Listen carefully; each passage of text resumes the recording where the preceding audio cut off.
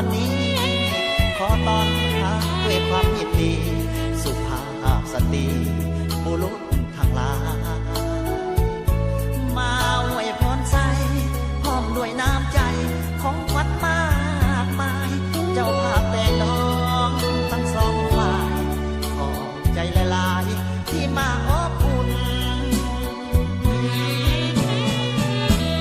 บัดนี้พี่น้องเจ้าภาพทั้งสองขอเชิญทุกท่าน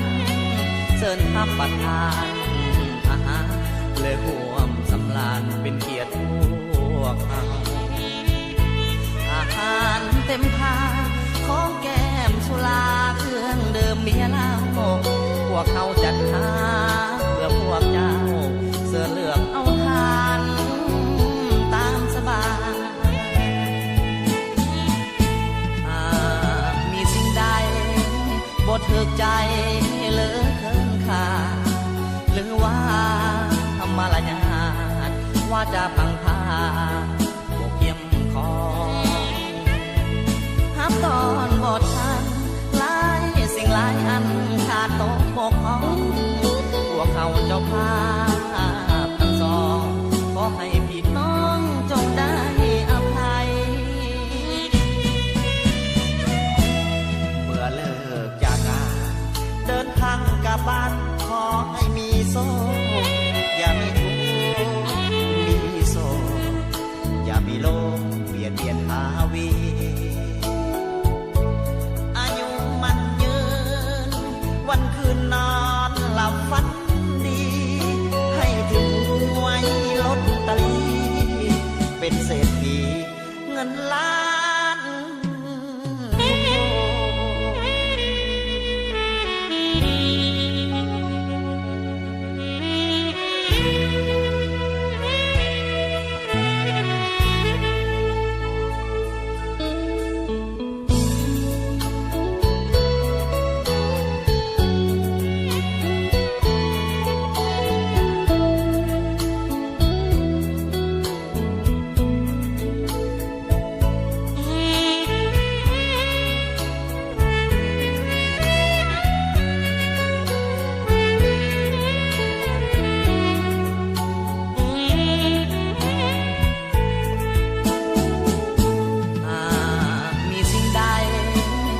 ถูกใจเหลือเกินค่าหรือว่ามารยาทว่าจะพังพาบกเยี่ยมคอห้ามตอนบททางหลายสิ่งหลายอันขาดตกบกพร่อง